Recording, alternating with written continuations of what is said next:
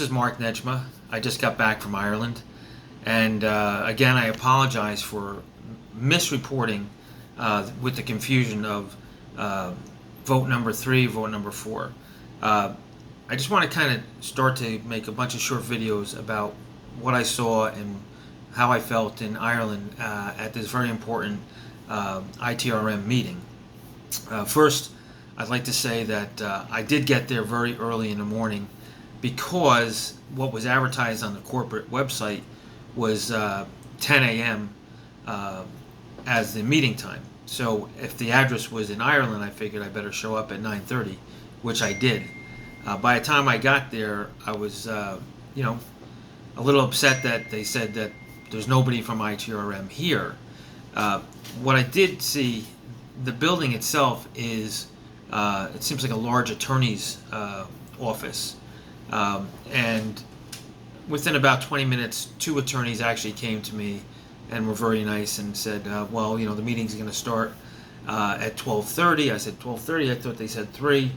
Now, since it was not actually 10 o'clock, Ireland time was 10 o'clock Eastern time, which confuses me in itself, by the way, because the Chicago office wouldn't be 10 o'clock Eastern time. It would be 10 o'clock Central time. So it was very confusing, and you can see why. The meeting started, but before the meeting started, when I came back at about 2:45 Ireland time, they brought me into a room and they made me sign in an attendance sheet. Then they slipped me 2 pieces of paper, which kind of gave the summary of everything that had to be done, and another paper which I wasn't able to read through before the meeting because it was, happening right away. Then, I was kind of left in this small room. I told them jokingly that I felt like I was being interrogated, and I was wondering where the cameras were. They kind of laughed at that, but then, on the sheet I wrote, "I love you guys," so they kind of were thinking that's kind of funny, and they're going to save that, which is good. Then I was brought into the corporate conference room, and they said that this is their big conference room where everything happens, which happened to be like right behind the reception areas. So honestly, for the guys in Ireland, I want to say you're full of shit. I'm sure that that's not your main conference room. I was happy to be in it anyway. When I entered, Fishman was sitting there, and then 2 women to his right, and a gentleman, the corporate attorney, and another woman, all supposedly board members. And then I was sitting and surrounded by the 2 attorneys that had first come there and 3 other people. I was the only shareholder present because I was the only one that signed the sheet, and I was certainly the only one that was in this private interrogation room. So once the meeting started, it was very corporate, and they kind of read through things. And in fact, they did read the polling, which of course is a word for voting. And the secretary that read it had a very strong brogue, and quite frankly, I did not understand what she was saying.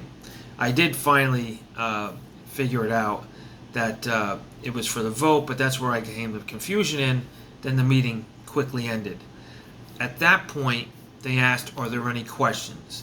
There were no questions that anyone else asked actually, so I said I have a few questions. The first question I asked was, since the CFO sold shares, was she aware of a reverse split coming? Because the timing was very close. She questioned, since we sold shares, and then quickly was cut off by the corporate attorney that said, "Oh, do you mean shares from 2021? And then Fishman says, "Let me answer for her," saying that no, she had no knowledge that a reverse split was coming, although I find that highly unlikely since she's the CFO, unless she's only CFO by name. And Fishman then continued on to speak. For right now, I'm making notes of my meeting there. That's all I'm going to say for today.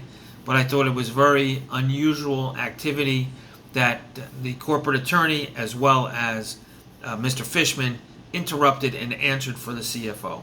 I'm going to look a little deeper into this, try to jog my memory and my notes a little further. but I'm going to be making a series of videos about ITRM and the company. I will say this. I did meet with a couple young men you'll see in a video. One of them is actually the son of the editor of the Irish Independent. And what I learned from him was that pharma is a major export of Ireland. So now I'm putting the pieces together. Fishman is a CEO of ITRM. He's an American. And the CFO is in America, which I find it hard to believe why they would have somebody there in America. And then they have the office, which supposedly they pay $4,400 a month for in Chicago, which seems extremely low, by the way.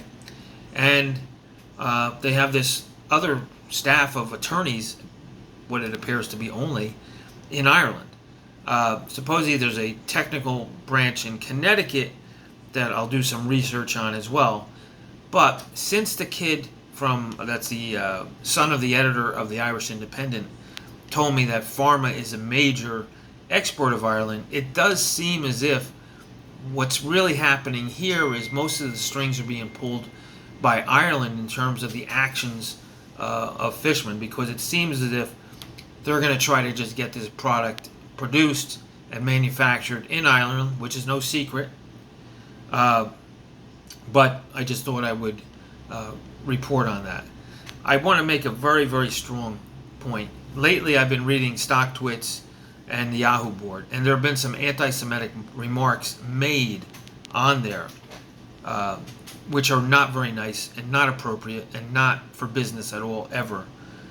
I did suggest and tell the people at the meeting that they should have an Irish CEO, not an American CEO, because I did think that Fishman just did not do his job, and he's responsible for making the mistake not getting this approved by the FDA.